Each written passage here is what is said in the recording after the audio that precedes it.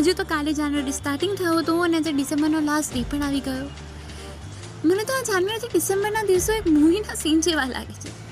જેમ કે 31 ડિસેમ્બરે આપણે ઇમેજિનેશન કરતા હોઈએ છીએ કે આ વર્ષ આવું જશે, અને સેમ મૂવીમાં પણ આપણે ટ્રેલર પછી ડિસાઇડ કરતા હોઈએ છીએ કે મૂવી કેવું હોય છે.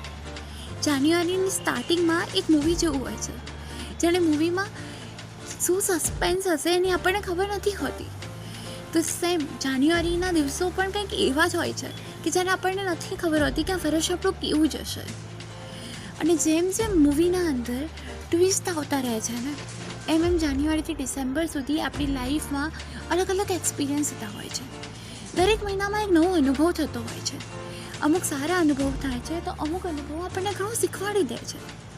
અને એમ કરતાં કરતાં આ જાન્યુઆરીથી ડિસેમ્બરના મહિના ક્યાં વહી ગયા ખબર જ ના પડી.